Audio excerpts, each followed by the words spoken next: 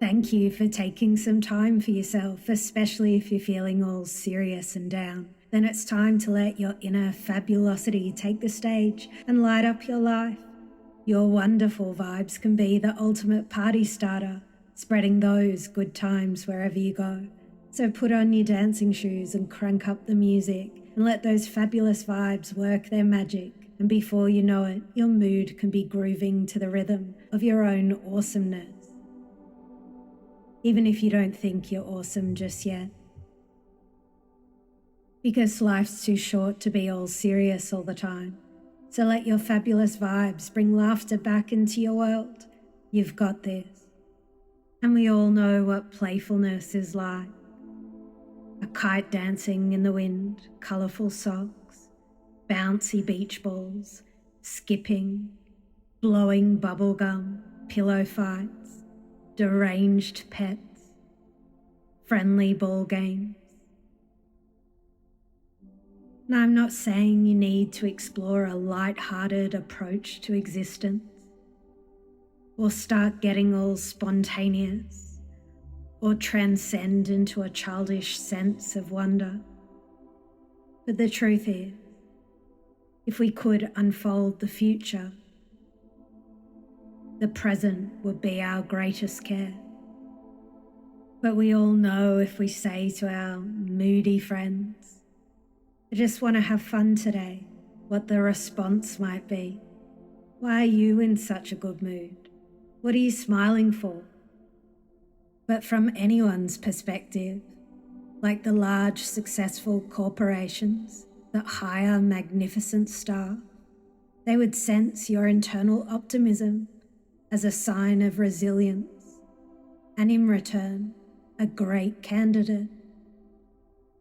And in the eyes of the Japanese geneticist Dr. Marikami Kazuo, where it has been proven a positive mindset can have a positive effect on our bodies. And in an experiment, subjects with type 2 diabetes were divided into two groups. The first group watched a boring lecture about type 2 diabetes, while the second watched a comedy movie. And afterwards, both groups ate a meal, and their sugar levels were managed, and it turned out those that watched the comedy movie demonstrated stable blood sugar readings. In fact, by elevating their emotions, they had influenced their gene expression. Or in the eyes of a researcher measuring surface skin temperature, if their subjects imagine being somewhere hot and sunny, they influence the surface temperature of their skin. How can you explain that? That ability that you have.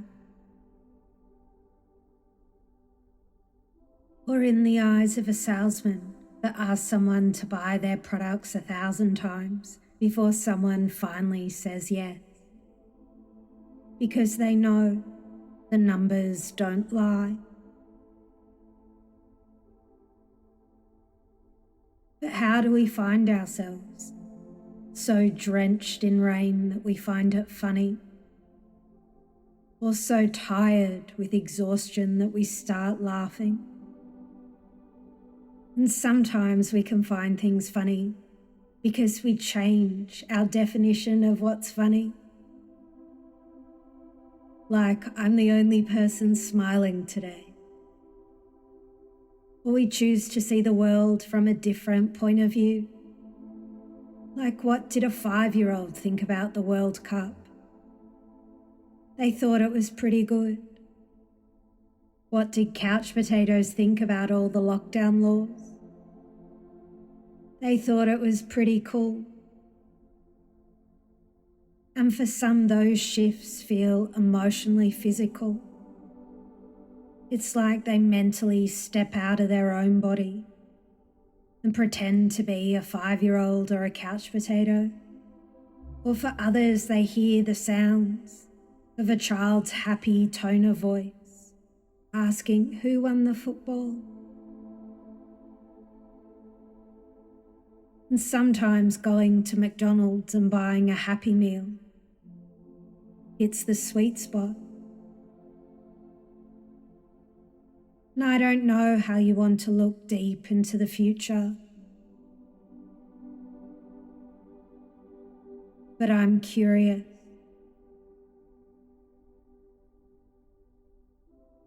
And so the next time you find yourself in one of those situations where everything has become a bit too serious, like the teenage kids are talking in a no talking zone on the train, and you deliberately choose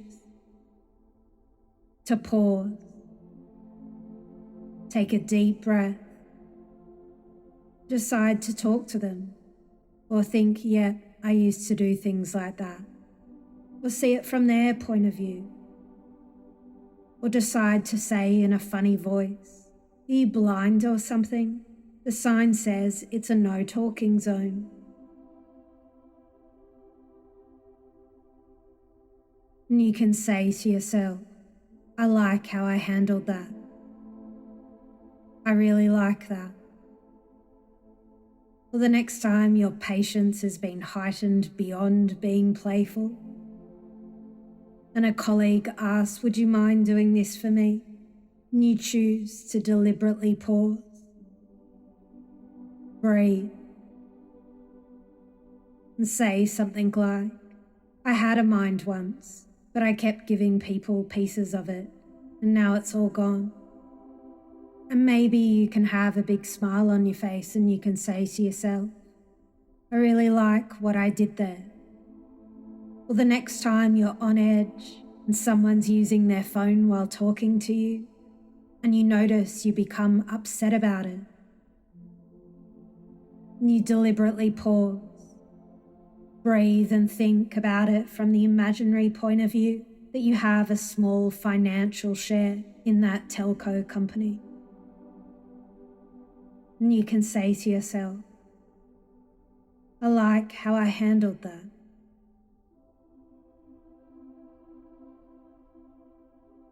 And when you're ready to let your inner fabulosity shine back into the world,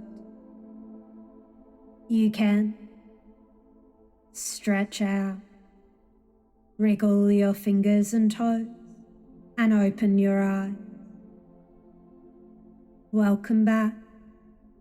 You're perfect, just as you are.